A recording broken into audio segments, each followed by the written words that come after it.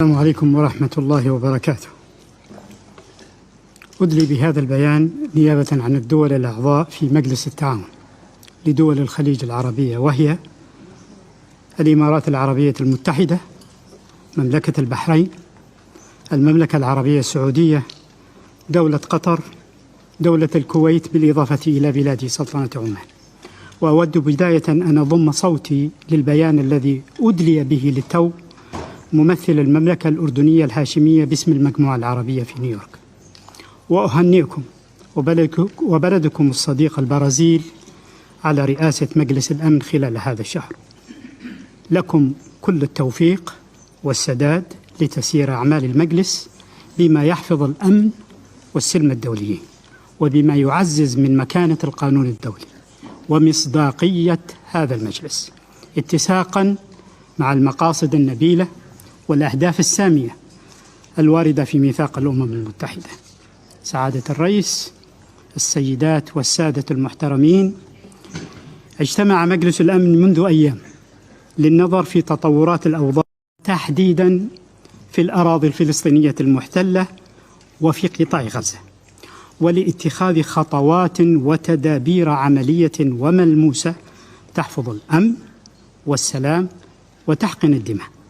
لكن للأسف لم يتسنى لهذا المجلس أن يتخذ أي موقف، والنتيجة هو مزيد من القتل والتدمير والعقاب الجماعي وأرواح بريئة تزاق، وهو وضع للأسف ليس بجديد، خصوصا حينما يتعلق الأمر بإسرائيل، حيث أنه على مدى 75 عاما وهذا المجلس المفوض من قبل المجتمع الدولي لم يتمكن من إيجاد حل دائم وشامل وعادل لهذه القضية، حل يقوم على أساس قرارات الشرعية الدولية والقانون الدولي، بما في ذلك القرارات الصادرة عن هذا المجلس، وفي مقدمتها القراران 242 و 338.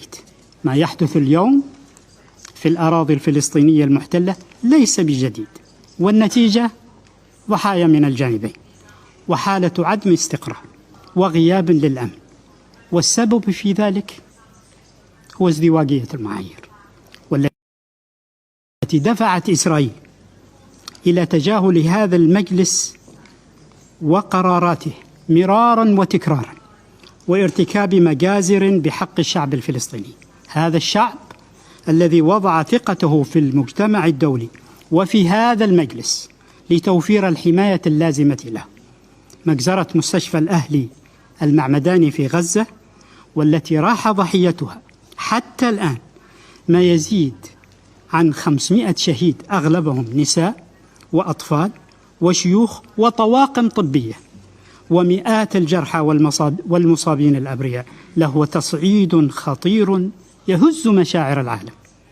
أوليس هذا انتهاكا وخرقا للقانون الدولي والقانون الدولي الإنساني، بما في ذلك اتفاقيات جنيف لعام 49؟ أوليست إسرائيل دولة محتلة للأراضي الفلسطينية وهي ملزمة بحماية المدنيين وقت الحرب؟ أوليس المهول من البشر وتمزيقهم أشلاء أمام أعيننا عملا إجراميا وإرهابا وخرقا لمبادئ القانون الدولي الإنساني؟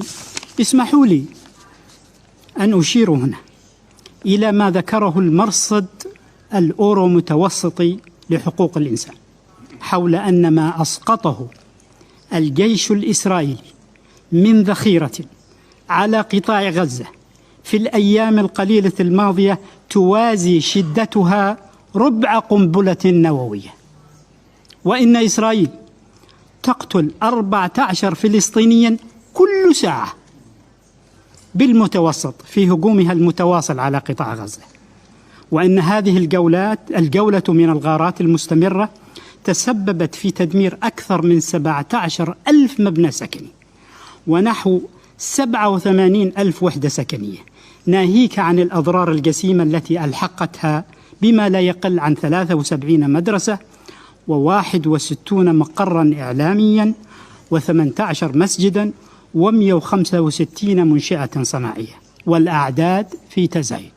إذا لم يكن هذا انتهاك ومجازر بحق الشعب الفلسطيني، فإننا نسألكم: ما الذي يعد انتهاكا؟ ومتى سيتحرك المجتمع الدولي لحماية المدنيين الفلسطينيين أمام؟ طبعا تم قطع هذه الكلمة من المصدر، للأسف تم قطع هذه الكلمة، لكن كفى ووفى هذا الإنسان الرائع أمام مجلس الأمن وتكلم بكلام كل عربي شريف. تحية له ولأمثاله من الأحرار الذين يمثلون العرب في مجلس الأمن وفي المحافل الدولية، فشكرا له.